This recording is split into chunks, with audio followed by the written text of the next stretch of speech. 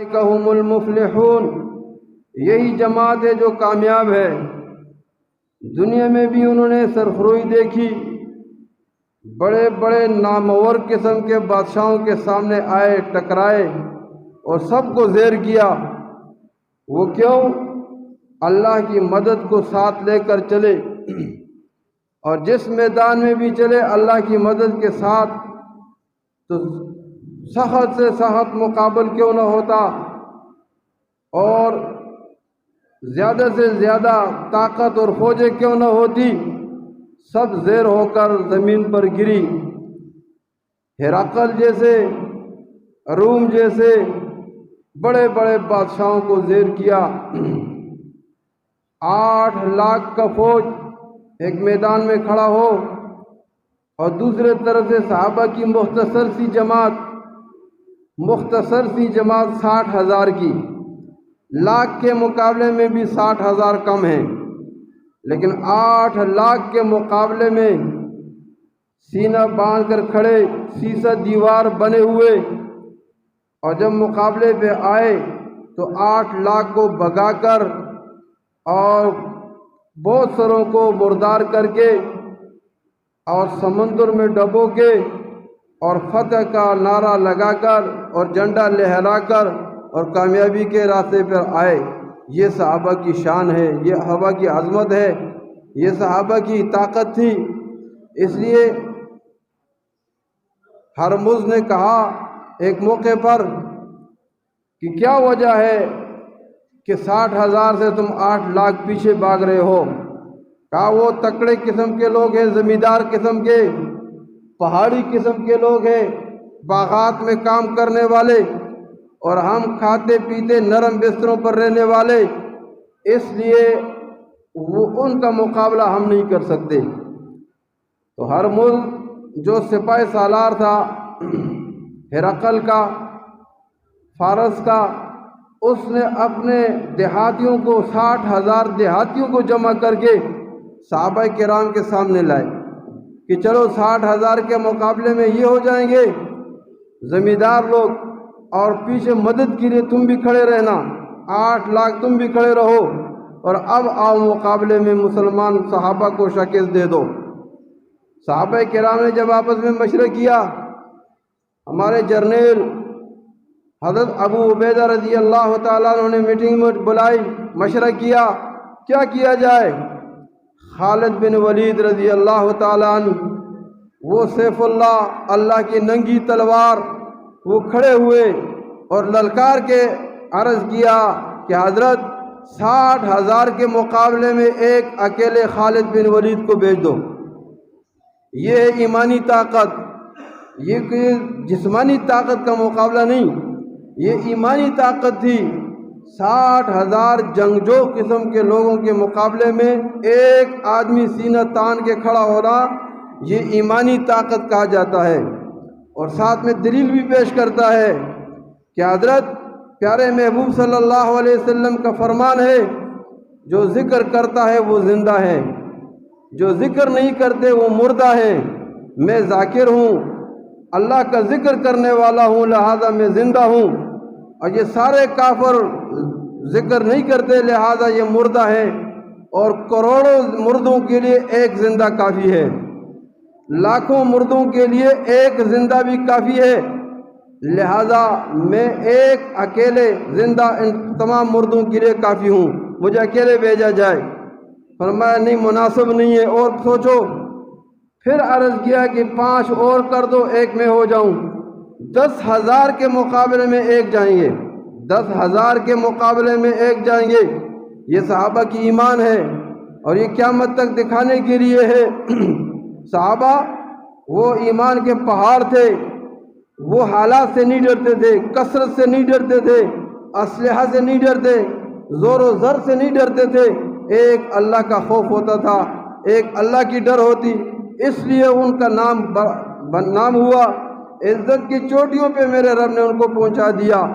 پھر فرمایا ابو عبیدہ رضی اللہ تعالیٰ عنہ نے، یہ بھی مناسب نہیں ہے کہ 60,000 کے مقابلے میں 6 آدمی جائے، اور سوچو۔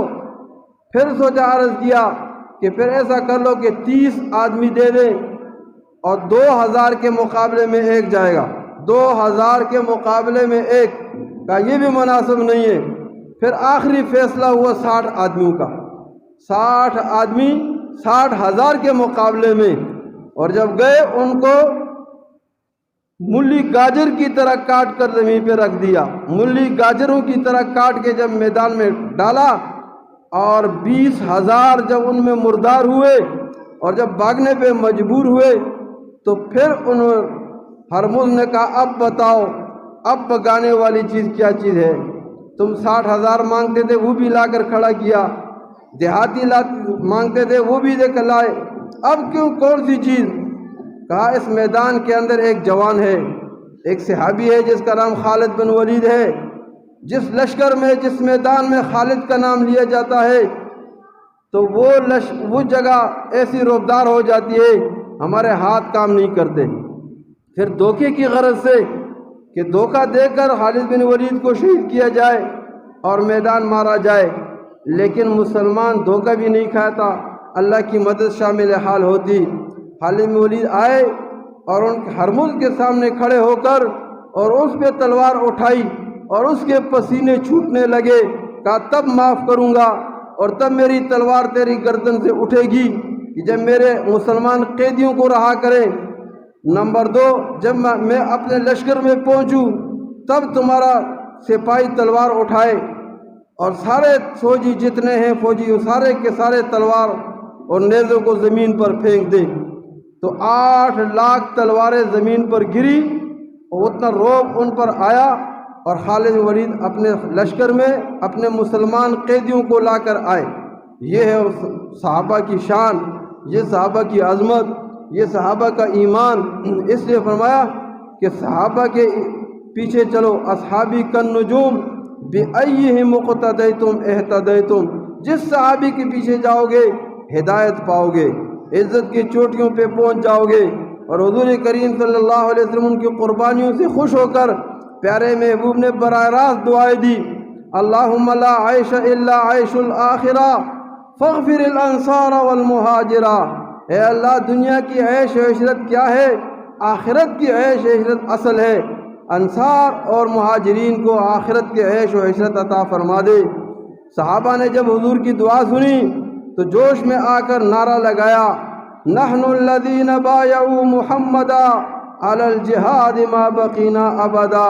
ہم نے حضور کے ہاتھ پہ ہاتھ رکھا ہے، ہم نے بیعت کی ہے، ہم نے عہد کیا ہے کہ جب تک زندہ رہیں گے پیارے محبوب صلی اللہ علیہ وسلم کی شانہ بشانہ جہاد کرتے رہیں گے، اسلام کے لیے لڑیں گے، اسلام کا بول بالا کریں گے، اللہ کا اللہ کے رسول کا بول بالا کریں گے، باقی ادیان کو نیچے کریں گے، پیارے محبوب کا دین عروج پہ آئے گا۔ اور صحابہ کا وہ بہترین اور پاکیزہ زمانہ ہے کہ پورا مکمل دین اللہ نے زندہ فرما دیا، مکمل دین، پیارے محبوب کا پورا دین صحابہ کے زمانے میں زندہ ہے، مردوں کے اندر بھی، عورتوں میں بھی، تاجروں میں بھی، زمینداروں میں بھی، اور صنعت کاروں کے اندر بھی، ملازمین میں بھی، جس شعبے میں دیکھو ہر شعبے کے اندر دین ہے، ہر شعبے والا دیندار ہے۔ یہ صحابہ کی محنت تھی اور صحابہ کا کردار ہے، صحابہ کی شان ہے۔ اور آج کے دن اس عظیم شخصیت سیدنا عمر رضی اللہ تعالیٰ عنہ، عمر بن خطاب، جس کے لیے حضور کریم صلی اللہ علیہ وسلم نے ہاتھ اٹھا کر دعا کی، اللہم اید الاسلام، اے اللہ اسلام کو قوت دے دے، اسلام کو مضبوط کر دے، بے احد العمرین، 2 عمر ہیں، ایک عمرو بن حشام، ابو جہل جس کو کہتے ہیں، ایک ابو جہل ہے جس کا نام عمرو بن حشام، اور ایک عمر بن خطاب۔ اے اللہ جو تجھے پسند ہے دونوں میں، ان دونوں میں سے ایک کو جو تجھے پسند ہے اے اللہ اس کو اسلام کی دولت عطا فرما کر اسلام کی تائید، اسلام کی قوت اور مدد کیجیے اس کے ذریعے سے۔ اللہم اید الاسلام بأحد العمرین۔ تو حضرت عمر رضی اللہ تعالیٰ عنہ جب آئے ارقم رضی اللہ تعالیٰ عنہ کے گھر میں، تو حضور نے فرمایا یہ عمر وہ عمر نہیں ہے جو تم کہتے ہو عمر بن خطاب، یہ تو میری رات کی دعا ہے، میں نے اللہ سے مانگا، اللہ نے میری دعا کو بھیج دیا، میری دعا عمر بن خطاب کے حق میں قبول ہو گئی، اور عمر بن خطاب اللہ کو پسند ہے، اس لیے اللہ نے پسند فرما کر آپ دین کو قوت عطا فرمائی۔ ظہر کا وقت تھا، حضور نے فرمایا وضو کرو نماز پڑھتے ہیں، دار ارقم گھر کے اندر نماز پڑھتے ہیں۔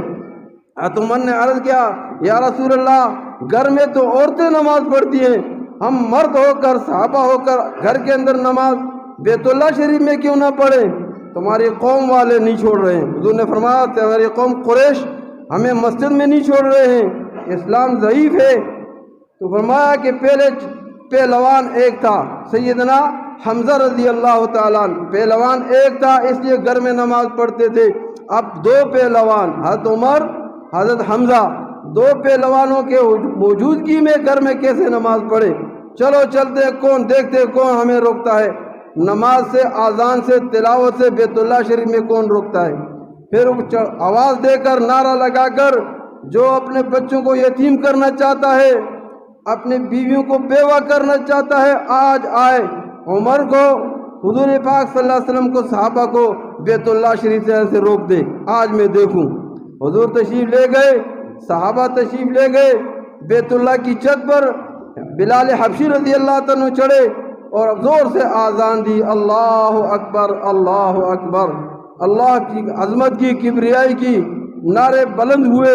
تو حضور نے فرمایا کہ یہ میری وہ دعا ہے کہ اللہ عمر کے ذریعے سے اسلام کو قوت دے دے۔ واقعی اللہ پاک نے عمر کے ذریعے سے اسلام کو قوت دے دی۔ اللہ پاک ہمیں صحابہ کرام کے نقش قدم پر چلنے کی اور مر مٹنے کی قربانی دینے کی توفیق عطا فرمائے۔ وآخر دعوانا